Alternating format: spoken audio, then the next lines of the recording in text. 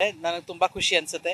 ಯಾಕಂದರೆ ನನಗೆ ಗೊತ್ತು, ನಾನು ಮೊದಲನೇ ಸಾರಿ ವೋಟ್ ಹಾಕಿದಾಗ ನಾನು ಎಷ್ಟು ಎಕ್ಸೈಟ್ ಆಗಿದೆ, ಎಷ್ಟು ಸಂಭ್ರಮ ಪಟ್ಟಿದ್ದೆ ಅಂತ ಹೇಳಿ. ಈ ಸಾರಿ ತುಂಬ ಜನ ಚುನಾವಣೆಯಲ್ಲಿದ್ದಾರೆ. ಆದರೆ ದಯವಿಟ್ಟು ನೀವೆಲ್ಲರೂ ಮರೀದೆ ಮನೆಯಿಂದ ಬಂದು ಮತದಾನ ಮಾಡಿ. ಮತದಾನ ಮಾಡುವುದು ಬಹಳ ಮುಖ್ಯವಾದ ಹಕ್ಕು ನಮಗೆ. ಅಂದರೆ ದೇಶದ ಪ್ರಜೆಯಾಗಿ, ಭಾರತೀಯ ಪ್ರಜೆಯಾಗಿ, ಪ್ರಜಾಪ್ರಭುತ್ವದಲ್ಲಿ ನಾವು ನಂಬಿಕೆ ಇಟ್ಟು ನಾವು ನಮ್ಮ ಸೇವಕರನ್ನು, ಮಹಾನ್ ಸೇವಕರನ್ನು ಆರಿಸುವಂಥ ಸಮಯ.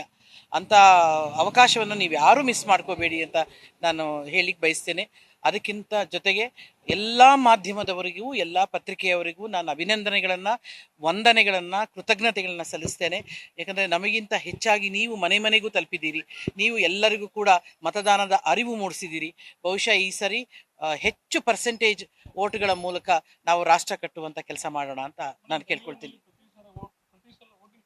ಕಡಿಮೆ ಆಗುತ್ತೆ, ಹೌದು. ಅದೇ ನನಗೆ ಭಾಳ ಆಶ್ಚರ್ಯ ಅನಿಸೋದು.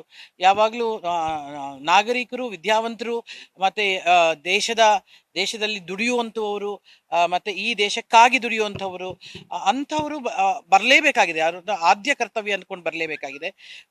ಆಸಕ್ತಿ ಕಳ್ಕೊಬೇಡಿ.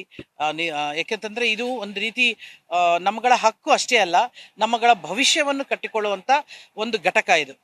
ಇಂಥದ್ರಲ್ಲಿ ಮತದಾನ ಮಾಡಲಿಕ್ಕೆ ನಗರವಾಸಿಗಳು ಉತ್ಸಾಹ ತೋರಿಸ್ತಿಲ್ಲ ಅನ್ನೋದು ನಮ್ಗೆ ಯಾವಾಗಲೂ ಇರುವಂಥ ಒಂದು ಕೂಗು. ಆ ಕೂಗನ್ನು ಸುಳ್ಳು ಮಾಡಿ ಈ ಸರಿ ಹೆಚ್ಚು ಜನ ಬಂದು ಮತದಾನ ಮಾಡಿ.